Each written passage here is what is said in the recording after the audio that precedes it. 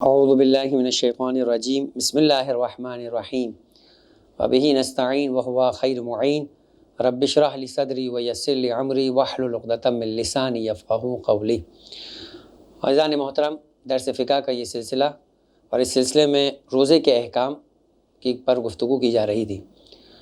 روزے کے احکام کے سلسلے میں نیت کے احکام کا تذکرہ ہو چکا تھا، اس کے بعد مبطلات روزے کی تفاصیل جو ہے وہ عرض کی جا رہی تھی۔ ساتویں چیز کہ جو روزے کو باطل کرتی ہے وہ ہے حکمہ لینا۔ حکمہ لینے کے بارے میں تھوڑی سی ڈیٹیل اس اعتبار سے بیان کر دی جائے کہ یہ بیسیکلی ایک میڈیکیٹڈ انداز ہے جس کو دوسرے الفاظ میں انیمہ لینا بھی کہا جاتا ہے، اور اس سلسلے کے اندر گویا سٹول کے مقام سے ایک لیکوڈ چیز، اس کے کئی طریقے ممکن ہو سکتے ہوں گے، لیکن جس طریقے سے روزہ باطل ہو جاتا ہے اس میں یہ تفصیل ہے کہ اگر کوئی لیکوڈ چیز انسان کے بدن میں ڈالی جائے اور اس طریقے سے اس کا سٹول پاس کروایا جائے یا اس کا اسٹمک صاف کروایا جائے، قبض کی وجہ سے، آپریشن کی وجہ سے یا کسی بھی اور ریزن کی وجہ سے یا بغیر کسی وجہ کے بھی صحیح، یہ فرق نہیں پڑتا کہ عذر ہے یا نہیں ہے، کوئی ریزن، کوئی ویلڈ ریزن، کوئی میڈیکیٹڈ جو ہے وہ طور پہ ضروری بھی ہو، روزہ اس سے باطل ہو جاتا ہے۔ البتہ اگر یہ ضرورت ہو جائے تو فقط اتنا فرق پڑے گا کہ آپ پہ کوئی کفارہ واجب نہیں ہوگا، اور ساتھ میں ہی جو ہے وہ آپ کو ماہ رمضان کے بعد بہرحال ہر صورت میں چاہے عذر ہو یا نہیں ہو اس کی قضا کرنی ہے۔ اگر عذر نہیں ہوگا تو پھر آپ پر کفارہ بھی واجب ہو جائے گا۔ لہٰذا آغا سیستانی فرماتے ہیں مسئلہ نمبر 1617 میں 1617 میں کہ سیال یعنی بہنے والی چیز سے حکمہ یعنی انیمہ لینا اگرچہ بے امر مجبوری اور علاج کی غرض سے ہی کیوں نہ ہو، روزے کو باطل کر دیتا ہے۔ لہٰذا یہاں پر یہ ریزن نہیں چلے گا۔ بہت سارے افراد اس سلسلے کے اندر سوالات کر رہے ہوتے ہیں کہ مثال کے طور پر میں مجبور ہو گیا اور کسی بھی وجہ سے مجھے یہ ڈاکٹرز نے لازمی قرار دے دیا، آپریشن تھا۔ اٹ سیلف آپریشن سے روزہ باطل نہیں ہوتا۔ ہاں، اگر آپریشن میں آپ کو بے ہوش کر دیا جائے تو بے ہوشی کے مسائل ڈیفرنٹ ہے، جس کا تذکرہ روزے کی نیت کے احکام میں ہو چکا، لیکن بے ہوشی سے ہٹ کر اگر آپ کو کوئی انجیکشن لگایا جائے، کوئی ڈرپ لگائی جائے، تو آپ نے کھانے پینے کے احکام میں یہ سن لیا کہ اس سے بھی روزہ آغا سیستانی کے نزدیک باطل نہیں ہوتا۔ لیکن اگر آپریشن سے پہلے آپ کو انیمہ لگایا جائے اور یہ کام فجر یعنی اذان صبح کے بعد سے لے کے مغرب کے درمیان میں کسی بھی وقت ہو، تو چاہے مجبوری کی وجہ سے آپ کا روزہ باطل ہوگا۔ فرق اتنا ہوگا کہ بغیر مجبوری کے ہوگا تو آپ کو کفارہ بھی ادا کرنا ہوگا۔ آٹھویں چیز جو روزے کو باطل کر سکتی ہے وہ ہے قے کرنا۔ قے کرنا یعنی الٹی کرنا، وامٹ کرنا۔ یہاں بھی لوگوں کے درمیان بہت سارے سوالات موجود ہیں کہ کیا اگر ہم مجبور ہو جائے تو بھی الٹی کرنے سے روزہ باطل ہو جاتا ہے، یا فرض کریں کہ ہم کو الٹی جیسا ہو رہا ہے، جس کو لوگ عام طور پہ کہتے ہیں کہ ابکائے آ رہے ہیں، اور ایسی صورت کے اندر منہ میں کچھ آ جاتا ہے تب بھی روزہ باطل ہو جاتا ہے، یا فرض کریں کہ کوئی چیز منہ میں اس طریقے سے چلے گئی جیسے مکھی وغیرہ، انسان کا منہ کھولا تھا چلے گئے اور اب اسے باہر نکالنا ہے،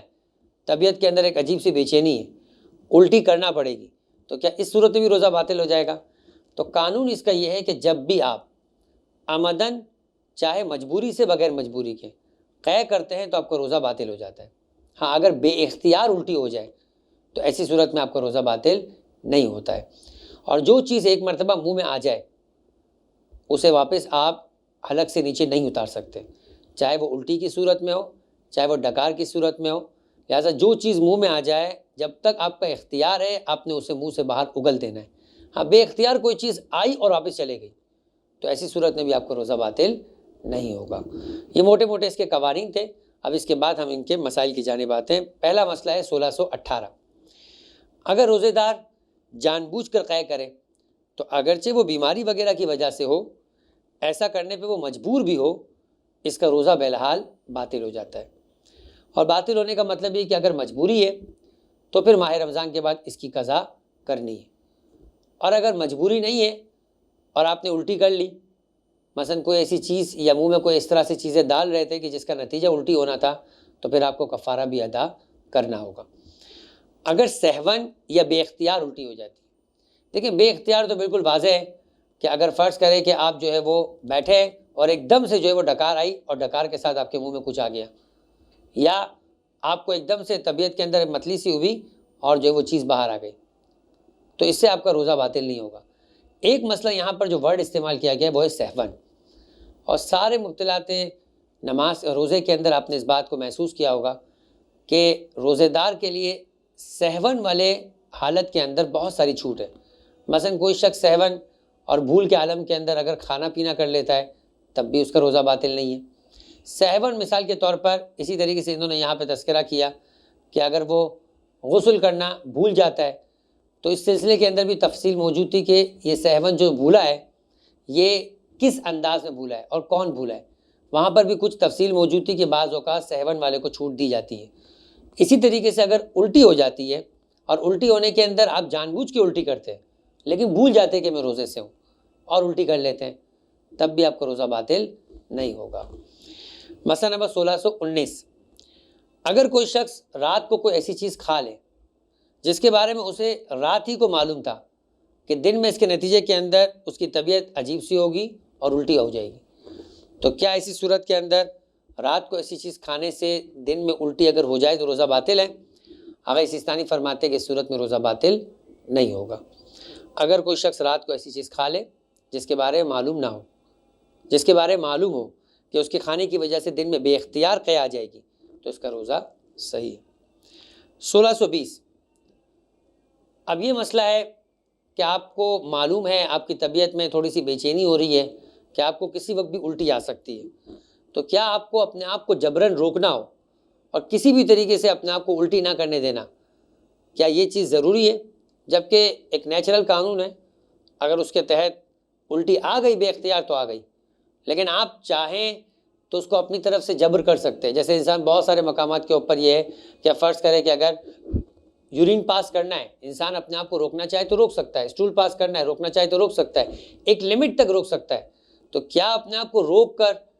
اپنے وضو کو بچانا یا اپنے آپ کو روک کر اپنے روزے کو بچانا یہ ضروری ہے؟ کہہ رہے کہ نہیں، اگر آپ نیچرل قانون کے تحت کوئی چیز آنے والی ہے آ جائے گی تو آپ کو الگ سے اس کے لیے کوئی پریشر ڈیولپ کر کے اپنے آپ کو روکنا ضروری نہیں ہے۔ اگر روزے دار قے روک سکتا ہو جبکہ اسے طبی نظام کے تحت ہی کہ آ رہی ہو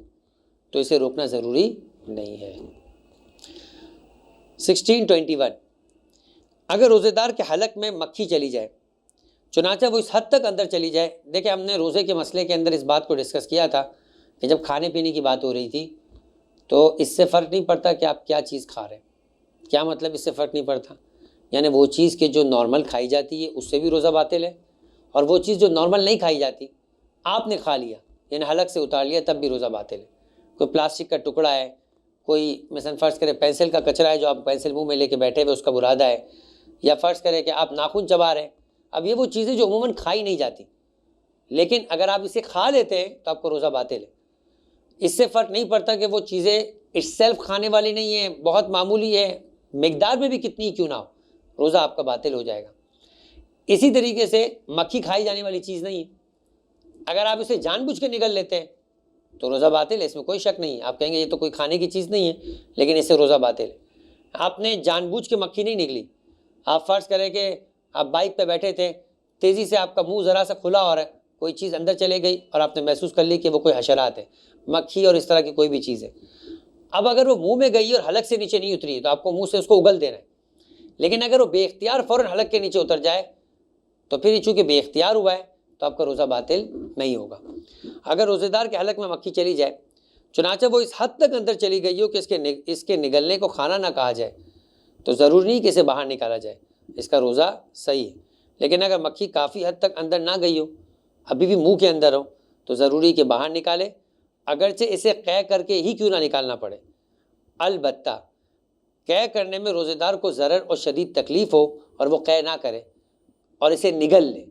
تو اس کا روزہ باطل ہو جائے گا۔ ٹھیک ہے وہ مجبور ہے اور اس کے لیے الٹی کرنا بہت زحمت کا باعث بن رہا ہے، لیکن بالآخر اس کا روزہ باطل ہو جائے گا اور اسے ماہ رمضان کے بعد اس کی ایک قضا کرنی ہوگی۔ چونکہ وہ مجبور تھا تو لہٰذا اس کے نگلنے سے اس کا کفارہ واجب نہیں ہوگا۔ البتہ اگر مجبور نہ ہو اور وہ ایک مرتبہ تساہل کرے، سستی کرے، لاپرواہی کرے اور اسے نگل لے تب اسے کفارہ بھی ادا کرنا ہوگا۔ اب ایک چیز انہوں نے یہاں پر بیان کی کہ اگر وہ اس حد تک چلے جائے کہ آپ اس کو نکال سکتے ہو لیکن نکالنے کے لیے آپ کو الٹی کرنا پڑ جائے گی تو آپ کو الٹی کرنا ہے، تو اگر الٹی کر دی تو پھر کیا ہوگا؟ آپ نے کہا اگر الٹی نہیں کی اور نگل لے تو روزہ باطل ہے،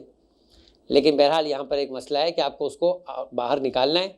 اور باہر نکالنے کے نتیجے میں اگر آپ کو الٹی کرنا پڑی تو یہ بات بھی ذہن میں رہے کہ الٹی کرنے سے بھی آپ کا روزہ باطل ہو جائے گا۔ تو ہر دو صورت میں روزہ باطل ہے،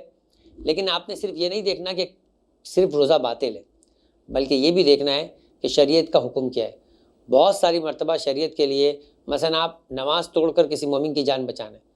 تو آپ یہ نہیں کہہ سکتے کہ میں نے تو کسی کی جان بچانے کے لیے نماز کے اندر مثلا فرض کرے کہ دریا میں یا نہر میں کودا تھا تو نماز تو میری صحیح ہونی چاہیے نا، نہیں، بہرحال نماز آپ کی باطل ہو جائے گی، البتہ آپ کو اس کو بچانا بھی واجب تھا، تو وہ ایک الگ واجب ہے، اور فعل کثیر کی وجہ سے آپ کی نماز ٹوٹ جائے یہ ایک الگ مسئلہ ہے۔ اسی طریقے سے مسجد نجس ہو جائے، دوران نماز آپ دیکھ رہے کہ مسجد نجس ہے، فوری مسجد کو پاک کرنا فوری واجب ہے۔ دوران نماز اگر کوئی پاک کرنے والا نہیں ہے اور آپ نماز پڑھتے پڑھتے اس کو پاک نہیں کر سکتے، ایک تو امکان یہ بھی ہے کہ آپ نماز پڑھتے پڑھتے اس کو پاک کر لیں، لیکن یہ بھی امکان نہیں ہے آپ کے لیے، تو پھر آپ کو نماز توڑ دینی ہے، مسجد کو پاک کرنا ہے اور پھر نئے سرے سے نماز پڑھنی ہے، تو آپ کی نماز سے ٹوٹ جائے گی۔ یہاں بھی یہی مسئلہ ہے کہ آپ کو قے کرنا ہے، آپ کو جان بوجھ کے نگلنا نہیں ہے،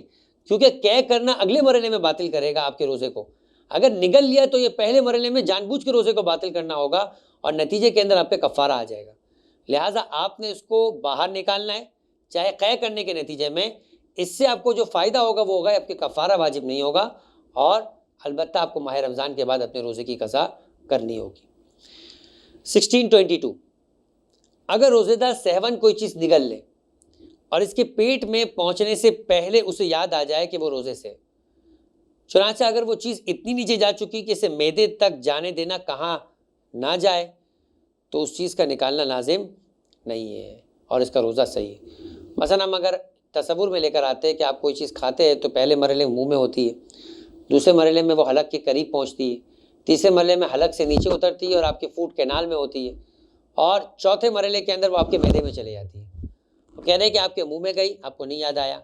آپ کے حلق تک پہنچ گئی، آپ کو یاد نہیں آیا، حلق سے اتر گئی، آپ کو یاد نہیں آیا، اور اب وہ معدے کے راستے میں معدے تک نہیں پہنچی ہے، تو کیا آپ کو الٹی کر کے اس کو باہر نکالنا ہے؟ کہہ رہے نہیں، سہون حلق سے نیچے اتر جائے، آپ کے لیے جو شریعت نے چھوٹ دی کہ چونکہ سہون یہ ہو گیا اب اسے باہر نکالنا ضروری نہیں ہے، لہٰذا مکھی والا قانون الگ تھا اور یہ والا قانون الگ ہے۔ اگر روزہ دار سہون کوئی چیز نگل لے اور اس کے پیٹ میں پہنچنے سے پہلے اسے یاد آ جائے کہ وہ روزے سے، چنانچہ اگر وہ چیز اتنی نیچی جا چکی ہو کہ اس سے معدے تک جانے دینا کھانا نہ کہا جائے،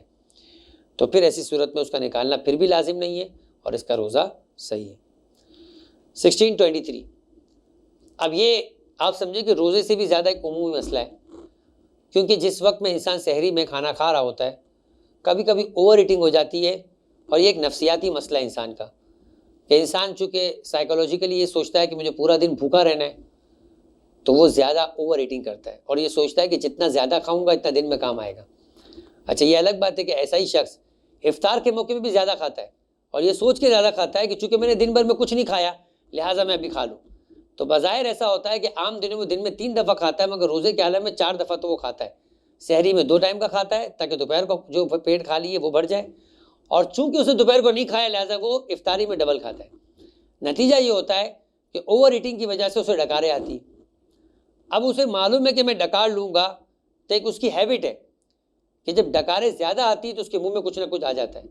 تو کیا اسے ڈکار لینے کی اجازت ہے؟ اور اگر لے لی اور منہ میں کچھ آ گیا تو کیا اسے الٹی کرنا کہا جائے گا؟ کیا حکم ہوگا؟ حافظ سیستانی فرماتے ہیں کہ اگر کسی روزے دار کو یقین ہو کہ ڈکار لینے کی وجہ سے کوئی چیز اس کے حلق سے باہر آ جائے گی، چنانچہ یہ جو چیز باہر آئے گی یہ ایک الٹی کی فارم ہے، چاہے وہ کھٹا پانی آئے چاہے کوئی کھانے کی چیز منہ میں آئے، تو ضروری ہے کہ وہ جان بوجھ کے ڈکار نہ لے۔ ہاں، اگر طبیعت ایسی ہو چکی ہے کہ ڈکاریں خود بخود آ رہی تو الگ بات ہے، مگر بعض لوگوں کا شوق بھی ہوتا ہے ڈکار لینا،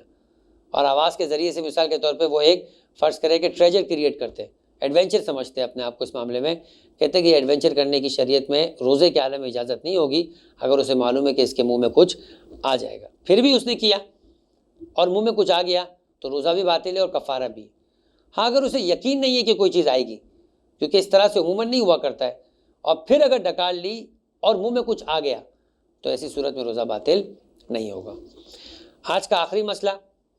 طے کرنے کے مسائل کے اندر، اور اس کے ساتھ ہی مبطلات روزہ کے سارے مسائل مکمل ہو جائیں گے۔ اور وہ یہ ہے کہ اگر روزے دار ڈکار لے اور کوئی چیز اس کے حلق کے منہ میں آ جائے تو ضروری ہے کہ اسے اگل دے۔ جو میں نے بالکل ابتدا میں کہا آپ کو کہ اگر بے اختیار الٹی ہو جاتی ہے، ڈکار لیتے بے اختیار کوئی چیز منہ میں آ جاتی ہے، اب جو چیز منہ میں آ گئی ہے ایک مرتبہ، آپ اسے دوبارہ نہیں نگل سکتے، ورنہ یہ ہوگا کہ آپ نے کوئی چیز کھائی ہے، آپ کا روزہ باطل ہو جائے گا۔ ہاں، بعض اوقات جیسے نماز میں ہوتا ہے کہ انسان تیزی سے سجدے میں جاتا ہے، پیشانی کا سجدگاہ پہ لگنا یہ سجدہ ہو گیا۔ اب اگر سجدگاہ پر پیشانی ٹک کر واپس کھڑی ہو جائے ایک مرتبہ تو آپ کو دوبارہ واپس جانے کی اجازت نہیں ہے، آپ کو اطمینان سے بیٹھ جانا ہے۔ آپ نے کہا بابا وہ ذکر سجدہ نہیں پڑھا گیا، کوئی بات نہیں، ذکر سجدہ واجب غیر رکنی ہے، لہٰذا اگر چھوٹ گیا تو نماز باطل نہیں ہے۔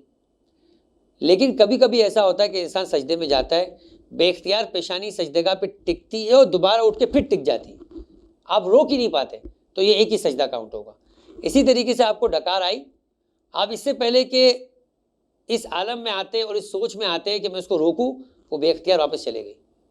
تو آپ کا روزہ باطل نہیں ہوگا۔ وصلی اللہ علیہ وآلہ وسلم۔